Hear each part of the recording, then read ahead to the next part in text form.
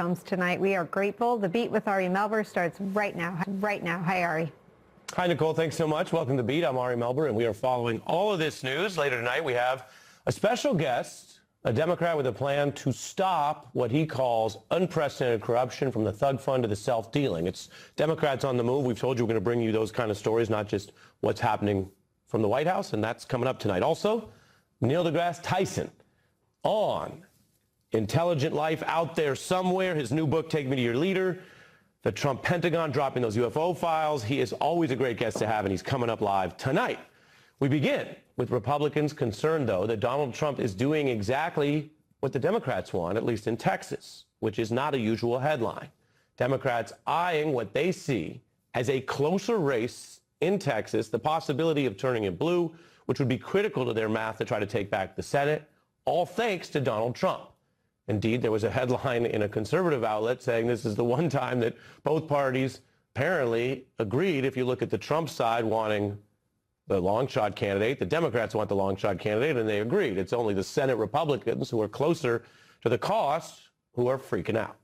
So we have this scandal-ridden, Trump-endorsed, very conservative candidate, Ken Paxton, who beat the long-term, long-time statewide ballot John Cornyn. He's been on that ballot as a senator across over 20 years. He's been on that ballot for other statewide races.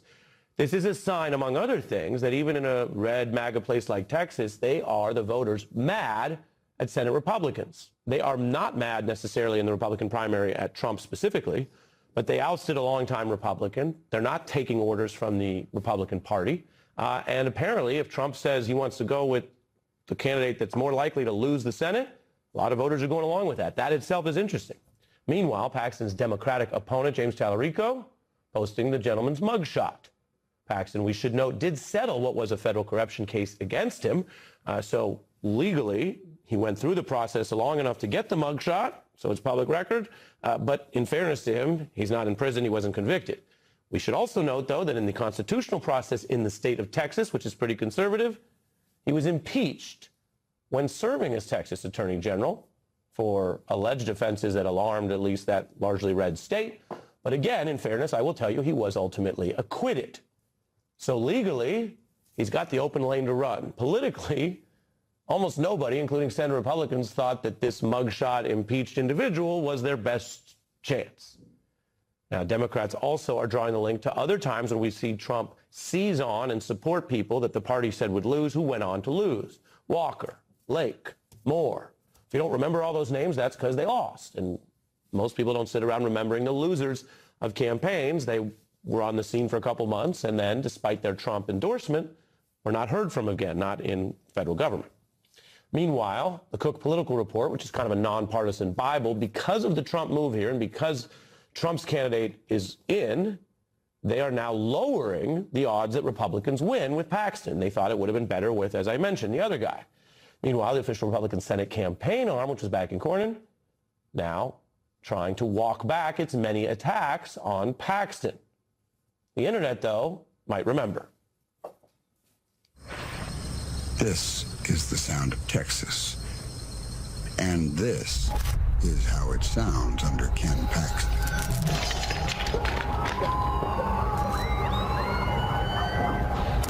Shots fired! Shots fired! Those are just some of the memorable attacks. The Democrat Tallarico just did a newsworthy interview with Lawrence O'Donnell where they discussed Paxton's baggage.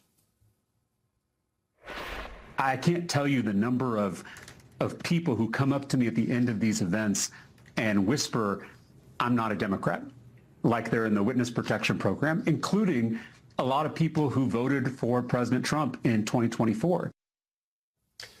That is the sound of a different kind of candidate. You also might remember some have called him a Colbert Democrat because he had that big newsworthy interview on Colbert, which then the government of the Trump administration basically tried to silence under abuse of FCC laws, which, and though sometimes this happens, which ended up drawing a lot more attention, support, and even online donations to Tallarico.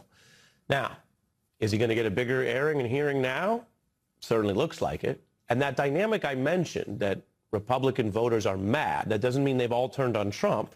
I'm only going to tell you what the numbers show. We're not getting ahead of ourselves with what's happening. But the fact that they're mad and mad at Senate Republicans and that $100 million was spent in this race shows the party is not exactly united, at a minimum. Take Nebraska, a very conservative place where a Republican lawmaker was getting an earful from constituents with some backlash for the Trump agenda. Why do you continue to protect the pedophiles and Trump's DOJ as they continue to break the law? What are you going to do about the rampant corruption occurring all over the Trump administration? I have a question about Congress's approval of wars. Where are you stepping in? How much did Doge save the taxpayers? I'll fact check you. How can your morals let you fall into like with Trump? That's some of the back and forth, even in red areas where people are even holding town halls. Many Republicans have been avoiding them or carefully vetting them. And as the midterms look bad for the Republicans in the House and worse, getting worse in the Senate, although the math would still be on their side, they have 53. Trump is now saying something that you don't usually hear from an incumbent president who wants to motivate his base. Discussing the war, he says he doesn't care about the midterms. Their whole economic system is broken down. They thought they were going to outweight me. We'll outweight him. He's got the midterms. I don't care about the midterms. He doesn't care about the midterms. Now, I told you, I always try to keep the fairness in the context. Imagine it's not Trump. You could imagine a different president making a statement like that for foreign policy reasons, trying to say, hey, this other country thinks that I'm under the gun. I'm not politically at home. And if that were just foreign policy strategy, it might be smart. The problem for Donald Trump, of course, is it's not just that he's saying that in war diplomacy or ceasefire talks. He's acting like he doesn't care about the midterms because he keeps siding with candidates that his own party says are worse for the midterms. I want to bring in two wizened, expert, seasoned politicos, not calling anyone old, just saying we've been around the block. I could say that about people I know and like. Reverend Al Sharpton, of course, host of Politics Nation, former presidential candidate and president of the National Action Network. And first question's obviously going to Mark. Mr. McKinnon is a longtime political strategist from Texas, knows that state well as national politics. If you've ever seen the Showtime show, The Circus, he created it. You might remember him from George Bush's campaigns all the way back to the statewide Texas campaign and then the presidential. As for the Paxton primary win, which is the news tonight, a perfect storm is lining up for Texas Democrats, says this experienced Republican. Welcome to you, Mark. I have questions, but first, the floor is yours. You know so much about this. What happened last night? Thank you, Ari. Well, it's fascinating. I've worked on both sides of the fence. I actually worked for George W. Bush and Ann Richards, but Ann Richards was the last Texas governor elected 35 years ago. I remember that election because I worked in it. But there hasn't been a Republican elected statewide since. So I'm the guy who every 2 or 4 years is always pushing back when the media or people call me and say, oh, I don't know, this could be the year, blue tide. And I always tap the brakes, but I think something different. You're saying Democrats have struggled there, yeah. Yeah, but there's always this notion, or there has been in recent cycles. The Maddow race is a good example when he ran against Cruz. But I've always been resistant because I just know how conservative Texas is, generally speaking. So, but I think something's happening that's coming together that could really make this race a possible pickup for Democrats, which is astounding to me. First of all, you have an exceptional candidate in James Tallarico, really just completely unique. And I tell people who may have heard whatever they've heard about him on either side, just watch his speech. He's just got a different approach, different language. He embraces values. He can out-Bible the Republicans on faith issues. And it's really compelling. So stack that up with a candidate who couldn't be, have greater baggage than Ken Paxton. So you have like kind of a pure good, pastor type of character, and the guy who's had all these criminal charges against him and been impeached. So I think you stack all that up, and the fact that Democrats are enthused right now. That's what happens in midterms. It's which party is most enthusiastic. More Democrats voted in this primary than Republicans did in Texas. That's what really got my attention. So the Democrats are cranked up. Whatever happens on the Republican side, and Ari, I called a bunch of my Republican friends around the state today. And here's what they said. They said, I'm not yet ready to say I'm going to vote for Tallarico, but I'm absolutely not voting for Ken Paxton. Well, and that's the issue with what they call low-quality candidates, right? You get a different trend line than the state's trend line, which is still red, if a candidate is low quality enough. And so you mentioned that race with Cruz and Maddow, where Cruz won by less than 3 points. What does that tell us about sort of the gap and what Tallarico has to do here? And then I'll let Rev respond to you. Well, thanks. I think that's a great data point. So you look at that race in 2018, where, again, everybody said, there was a shot here, Democrats, because they had a great candidate in Maddow. But Maddow really made some mistakes at the end of the campaign. He nationalized the campaign. And at the end of the day, Republicans and these same friends that I talked to just couldn't handle Maddow's nationalizing the race. I think that Tallarico learned lessons from that race. I think he'll be a better candidate than Maddow was, and I think that Paxton will be a way worse candidate than Cruz. So stack that up. That's an easy 3 points. Rev? I would totally agree with Mark on his last statement, better candidate and worse candidate in given Tallarico and given Paxton. I think also you have to remember the environment in which we are having the elections.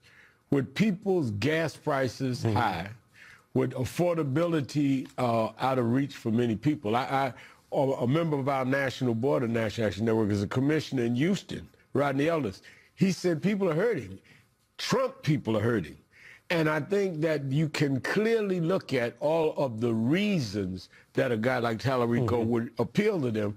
And they don't have the flag in the Bible against Tallarico. It's hard to put the Bible in the hands of Paxton. So I think that you have elements there that, if they're handled right, and we'll see, could lead to a Democratic victory. Well, it's like Kendrick Lamar said, sometimes you got to hide the Bible if God is watching in a big fight. But you're saying this is a Democrat who's not hiding the Bible. He's going to run tough and strong on his faith. That's exactly right. And he puts it out there, and it's a state that matters. And he's contrasting with a guy that's been accused of several improprieties, including by his own wife. So it's not like I'm trying to out God you or out Jesus you. I'm this and you are that. And he's supported by a president who we all have questions about. But even with all that aside, with affordability and the other issues like Iran and other issues that are troubling the average Republican Texan, I think that Tallarico has a good shot. Yeah, and Mark, people watching might say, having been fatigued by the losses of Democrats you mentioned in Texas, but also what you might call Trump's resilience. He's not known for his honesty or his ethics, but he gets back in the ring. And so you got viewers and voters who say, okay, well, I'm hearing the same old story. I thought it was interesting that the Wall Street Journal kind of agreed with the point you raised earlier. I'd love for you to expound on it, Mark. The Journal says Trump and Democrats get Paxton. The Senate nominee, they all want it. I alluded to that earlier. But again, this is Murdoch's paper, and he says the risk for Republicans is that more moderate and indie voters will be turned off by Paxton, providing the opening for Tallarico, the seminarian, and state lawmakers become a fundraising force among Dems hungry for victory. Speak on that, Mark, because it overlaps with what you said, and I don't think anyone would accuse Rupert Murdoch's paper of just looking for liberal propaganda. They seem to think this is the case. Well, yeah, Ari, I think it's just observing the obvious, which is the Republicans should not have had to spend a dime in this state. If Cornyn were running and he were the nominee, they would turn all their attention to these other key races around the country. They've already spent $135 million, and they're going to have to spend millions more to try and protect Paxton, which is going to take a whole lot more money than it would have been for Cornyn. So even let's just say that Paxton won for some reason, and I really think that Tallarico's got a shot here. But in the best case scenario, it's going to drain millions and millions of dollars from races that Republicans could pick up because Paxton's the nominee. Yeah. I want to thank Mark McKinnon for kicking off our Texas coverage tonight. Rev stays here on one other point. We'll be back in just 90 seconds. And help them figure out how to manage it with smart tools and guidance from expert bankers. Wow. Now that's a first deposit. Let's get your account open. Yeah? Give me some. That's good for kids and good for parents. Chase, make more of what's yours. Is your asthma rescue a dinosaur? Air Supra is the only asthma rescue inhaler FDA approved to treat symptoms and help prevent asthma attacks. Air Super should not be used as a maintenance treatment for asthma. Get medical help right away if your breathing doesn't improve or worsens, or for serious allergic reactions like rash, mouth or tongue swelling, trouble breathing or swallowing, or chest pain. Using Air Super more than prescribed could be life-threatening. Serious side effects include increased risk of thrush or infections or heart problems like faster heart rate and higher blood pressure. Ask your doctor if Air Supra is right for you. Pod's biggest sale of the year has been extended. Save up to 30% on moving and storage until June 8th and see why Pods is America's #1 container moving company. Whether you're relocating or renovating, save up to 30% at pods.com. My car insurance bill doubled? You should try Insurify. In just a few clicks, you can compare rates from dozens of insurance companies. And you could. I just got the same coverage for half the price. Hey, that's what I was going to say. Go to Insurify.com and save up to $1,000 a year on your car insurance. We're back covering the big news out of Texas, where Democrats think they have a better chance of taking back the Senate. Reverend Charbon is here. We've talked about Tallarico, who I don't think is a full national name to all Democrats, but he's certainly gotten some money from activists, people who follow it closely. And he also got what some people call the Rogan primary, which matters more, Joe Rogan's influential podcast based in Texas. Take a look at this moment. I do think our challenge on my side of the aisle is how do you get to that third step of feeling disillusioned, but then using that to rise and create something new. I guess all I'm pushing back on is that second step of it's always going to be this way. Right. It doesn't have to be this way. That is the key step. Right. So I'm That's not on. because you need to run for president. Yeah. We need someone who's actually a good person. Not bad. You know, to be able to, in a state that clearly he's running to represent, to go to Rogan, who is probably revered, whether I agree with it or not, by people in that state, and come out of the ring unscathed, in and of itself says something about his talent as a political person. But he also comes across sincere. And I think that is the thing that is going to be something that a lot of the voters are looking at, because people can kind of sense when somebody's performative or if somebody's emanating from their inside. And he comes off that way, to where even a guy like Rogan had to like kind of be delicate how he handled him, because he wasn't talking to somebody performative. Everybody knows whatever Trump is saying, even his supporters say, does he really mean that? This young man comes across like he means what he's saying, or he is saying what he is. And that goes to the wider questions in the midterms. You mentioned gas prices, economy. Those are the factors that drive it. But there's always a question in politics of whether you're fighting the last war. And people who've been change agents, Obama was a path breaker. So apart from even the discussion around being an unusual path-breaking candidate, he also broke with Democrats on foreign policy, and he had a different style. And we've seen Trump, of course, whether you like it or not, broke all kinds of dishes and rules. And so you wonder if that doesn't only have to go towards entertainment. It could also go back to old school, where people go, you know, whatever you think of Tallarico, he certainly doesn't come off as a clout-chasing, failed reality show star. And he doesn't come off with someone that's just doing this for a personal agenda, ambition, or power hunger. He just doesn't come off that way. And if Democrats have those candidates around the country, it can really be helpful. But I think just observing him, and I don't know him, I think he's done my show once or twice, but I think observing him, his persona is so opposite of Paxton that the contrast is going to be interesting when they have debates, because you're going to see one guy who's been accused of everything who just comes off like a guy that's slick, and another guy that seems like a young man who knows the Bible and really wants to help people. Now, whether either side is true or not, that's how they're projecting. Yeah, and to extend our this biblical mood we've been in today, the sins of the father, Donald Trump, are apparently sometimes forgiven more by voters in red states for Trump than his mini-me's. Because I showed some other people whose scandals might not have even been worse than what Trump stands accused of. Right. But those folks, I showed Walker and Moore and others, lost. No, they don't forgive others. And I think that Trump is a one-time thing, I think. And what you're seeing with Trump is the cult of personality. Well, you can't transfer cult of personality. Yeah. You can't transfer charisma. So everyone that gets caught up in that storm with that charismatic cult of personality leader doesn't understand that when the storm starts coming down, they hit the ground first because people are not following them, they're following him. And it's not only going to be true in this year, it's going to be true in 28 when he has to pass it on.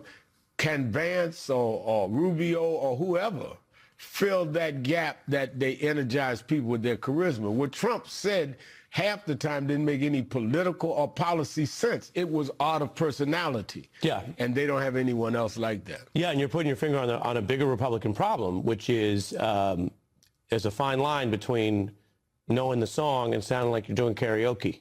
And people go, no, I'd rather hear the OG, and if you can't carry the tune, they may not get away with it the way he did. Rev Sharpton, always good to see you, sir. Always good to see you. Okay, appreciate it. Up ahead, a Democrat unloading a new plan to fight the kind of corruption and just bizarre distractions we see like this going on at the White House. The president thinking about wrestling instead of fighting inflation and the war. We have that top lawmaker. And why is the Pentagon releasing files that they say, it's close enough if you're working with an actual alien in real time. That's from the new film Project Hail Mary, which gives ultimately an uplifting vision of what our first encounter with alien life could be like for humanity. And if we call that sci-fi, science fiction, right now we're going to do some sci-fact because we have this great guest I told you about. There are renewed questions about whether there's life beyond Earth or what the Trump Pentagon is up to, releasing a batch of documents and videos that they kind of hyped up as maybe related to UFOs. There was also some testimony from civilians and military personnel. One official said they were speechless after seeing certain flying objects. There's also this 2019 clip that has unidentified objects that appear to fly over the Persian Gulf.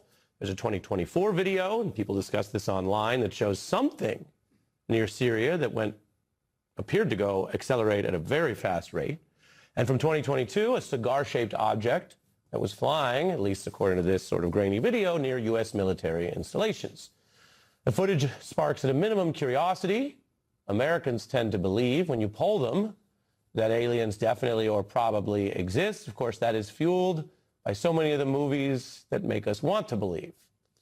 Well, as mentioned, returning to the beat tonight is one of the people you would want in the entire world if you could discuss this. Neil deGrasse Tyson, an acclaimed astrophysicist. His new book is Take Me to Your Leader, Perspectives on Your First Alien Encounter.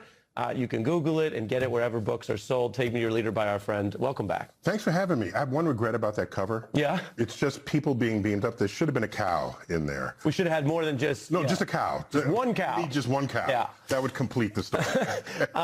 Starting with this odd drop from the files from an administration that sometimes seems to want to be in the news or distract. We're all aware of that. You were a little skeptical of how it came out. What do we make of these files? Well, I'm not surprised by them, given the testimonies we've seen in Congress under oath of whistleblowers, former military personnel, former intelligence officers, all saying that they've got alien body parts and crash saucers and reverse engineered technologies.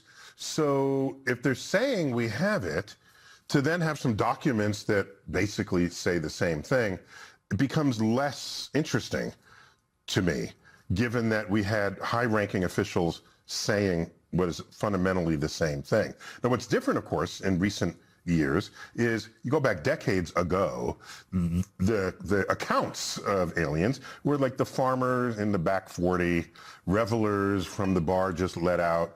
And so you had plausible deniability of any of those accounts. But when you have high-ranking officials talking about it, then you say, okay, let me even give them that. Okay? So from my perspective as a scientist, testimony does not count as evidence. Evidence is evidence. So if you've got it, just bring out the alien. Is that too much to ask, given all of these files and everything else? Oh, by the way, I would expect with $1 trillion budget or whatever it is today, the Pentagon would investigate unknown flying objects. And of course, they would make them top secret. And if it's top secret, it's not a cover-up. Let's make that distinction clear. If it's secret, that's not a cover-up. It's just secret. Your scientific lens for assessing the narrow question of whether aliens have been observable or close to our planet. On Earth, yes. Which is separate from the larger question. Your view is what? Oh, the larger question, anyone who studied the parameters would say, yeah, the universe is surely teeming with life. Teeming? Why not? Given the age of the universe, given that we are made of the most common ingredients in the universe, and that life got underway almost as quickly as it possibly could have in the early Earth, and our planet count of exoplanets is now rising through 6,000, and that's only in a tiny little area. We're still expanding that within our galaxy. To suggest that we are alone in the universe would be inexcusably egocentric, or there's some hidden philosophy, be it religious or cultural, that you're ascribing to that prevents it. Let me try to make sense of it simply, because, you know, I'm just a country lawyer from Seattle. You're making partly a mathematical argument. For aliens in the universe, yes. Because if the universe is that vast, and it's happened once, as the number goes up, it's more likely than not that you think it would have happened again. Yeah, none of us are in denial of the likelihood of life elsewhere in the universe. Life of any kind, microbial or otherwise. Right, yeah, different of Earth. So let me read from your book, because you say that you have this idea of, a space alien lands in front of you, take me to your leader, what do you do? And you write, for the aliens who have reached Earth at all, we'd conclude they're more advanced than we are. Maybe you should not seek out your actual leaders, but people who have high scientific and technological expertise. As for the... I'm thinking. Yeah, I'm sorry. Am I biased? I don't know. As for sci-fi versus sci-fact, you write that the films have aliens looking like humans on the outside. And if they're identical on the inside, we ask what it means to think of them as alien at all. If visiting aliens never got ill or they never required medical attention, then they could easily be living and working among us, hiding in plain sight. What are you doing here other than, riling us up and getting everyone excited? I'm not authorized to comment further. No. I'm just saying the point of the book is look at how much of our literature has been given unto imagining aliens. I mean, we have crowdsourced what aliens might be like in the guise of books and films and TV series. So by the time they actually roll out the alien, it might just be anticlimactic. I would be most surprised if they pull the alien out of the back shed and it's humanoid. That would surprise me most, because most life on Earth does not resemble humans with whom we have DNA in common. But just to be the journalist here, your view, this book, more likely than not, it has not gotten near Earth. What people are bringing forth as evidence, which includes a lot of testimony, the "I need a witness" cry out in a court of law, in a courtroom, is something uttered by no scientist ever. Let me ask it differently. You're the scientist and I'm the lawyer. You don't see sufficient primary original evidence to think that they've gotten near this planet. What I'm going to say it. I'm going to make a stronger statement. Let every testimony be true. Okay? Until they fork up an alien, we will always and forever have to say to each other, do you believe in aliens? Right. Because it comes down to, do you believe in the testimony of the people who say they've seen aliens? And we don't say, do you believe in octopus? We don't say that because you've seen an octopus. Yeah. But if no one had ever seen an octopus, only a couple of dozen people, and you parade them in front of Congress, you got to believe me. It's got 8 legs, and each leg has suction cups, and it's got a huge smart brain, and it can open jars and doorknobs, and you think, okay, draw one, and they draw it. It'll be a funny drawing, right? And no one would believe it. Well, we do say, do you believe in life after love?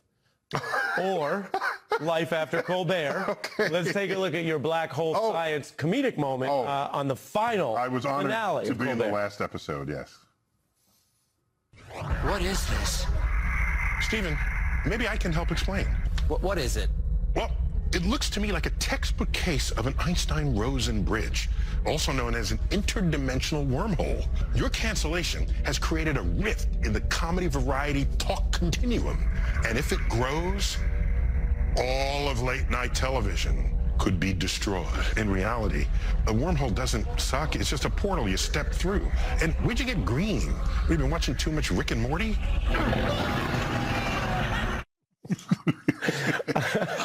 Incredible to have you there. I know they love you, you love them. What did it feel like to do science a little bit in that moment. And what did you think of Colbert? Just so I have a very low bar when it comes to agreeing to doing skits or showing up in a cameo. Just I'll show how low the bar went. I got a call from the SpongeBob people, and would I show up in a cameo? And I was Neil deGrasse Tyson, astrophysicist. So if an artist, capital A, so writer, producer, sculptor, if they care about science and they want to put a little extra science in and they call me, I'm there for them. I think Colbert is one of the smartest people on television. And anyone who's watched him would agree with that comment. That's not just blown air. That's real. And so I think it'll be a loss to have him no longer on late night. But I think he's bigger than late night. So he'll land on his feet, obviously. And he might create something bigger than anything that was canceled. I love that spirit, and you do think cosmically. And there is that thing that happens in politics. It happens in the rest of the earth sometimes, which is you try to suppress something powerful, it pops back up. Hence the legend of the Phoenix. From the ashes. Yes. Let me tell you something. If I had my way, we'd just have you in here every night. Talk about aliens, black holes for an hour. You'll be like, what happened to the news? I'd be like, this is a version of the news. The universe is unlimited in all it can offer a newscaster. I mean, by the amount of time the galaxies have existed, yes, breaking news could take years. Well, but also consider that your signal is in motion, moving at the speed of light in the radio bubble that surrounds Earth. So aliens would have some access to you at some point. Not the beginning, because it's the honeymooners and howdy doody and other radio signals on the leading edge. But somewhere in there is an Ari Melber. Well, then if I may, I'll say, go get the book. Okay? Get the book. And gas crunch, other big problems, but your president at the White House is erecting a 90-foot tall UFC octagon and 5,000 seats in order to host a cage fight. This is planning for Donald Trump's 80th birthday next month. Structure, quite a bit larger than the White House itself. Wealthy donors are, quote, sponsoring the event, which is another way that there is sort of a new thing that didn't otherwise exist that can use money to curry favor with Trump, whether you call that the swamp, as he did when he campaigned, or something more troubling, as I guess in the eye of the beholder. You can see the construction zone from just feet away from the other demolition site on your screen, which used to be the East Wing. I mean, this image right here reveals both the president's priorities while people pay more for gas and we're at war, and just the kind of chaotic situation you get when you don't have oversight and you don't have a Congress that has really enforced anything. So the president can just demolish buildings and put up a wrestling site and ignore other problems. And that's DC right now. It's not an allegory. It's what it looks like. Donald Trump has abused the leverage of government, sometimes in ways that no one else thought to. For example, running an outside business while you're president is not technically illegal. But if Barack Obama wanted to keep open a law firm where he and his family and friends would get paid, they obviously would have made a lot of money. He didn't try it. And then there are other things that Democrats say may be impeachable, illegal, unconstitutional. There is now an attempt by Donald Trump to make a lot of money in the stock market in ways that has never been tried before. Whether any of that amounts to some sort of crossed legal line, we don't even know yet. We don't have all the details, but he's certainly used, and Democrats now say abused, power to pump the companies that we're learned he's trading in. Go out and buy a Dell computer. They make a great product. They're not looking for any publicity. He committed to 200 Boeings. I told this to Boeing and General Electric. We're going to go to the General Electric engines, which are great. Apple, a great company. Oracle will be building a $14 billion worth of cloud computing and AI infrastructure in the kingdom. I didn't know that, David. We have to talk to your father about that. I want you to know the Trump Organization put out a statement that insists these investments are independently managed by third-party financial institutions and that they have exclusive authority over investment decisions. That is a kind of legal financial denial that doesn't address the issue of the appearance of a conflict of interest and the contrast with most other presidents. Trump also trying to funnel money from you, the taxpayer, towards criminals who helped him with efforts to overthrow the election. That is the last straw, even for some Republicans.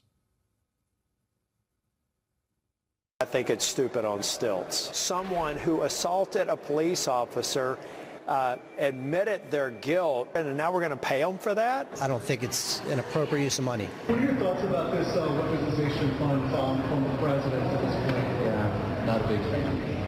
I call it a payout pot for punks. The Republican senators were pissed. There were multiple senators yelling at the Attorney General saying this feels like self-dealing. This feels like Trump cut a deal with himself. Republicans say they're pissed. Democrats now want to make an anti-corruption caucus that will actually do something about this beyond just Republicans claiming that they pushed back in a private meeting. Congressman Jason Crow, who's one of the new co-chairs of this effort, is here with us right after this.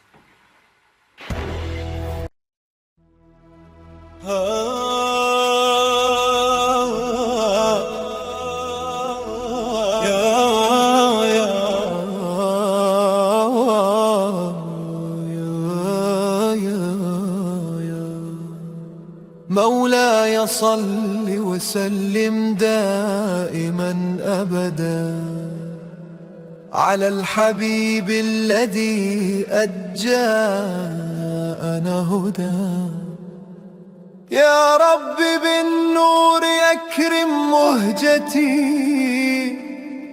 واغفر ذنوبي وهون كربتي أنت الرجاء إذا ضاقت بنا الدنيا وبذكرك العالي تحيا روحنا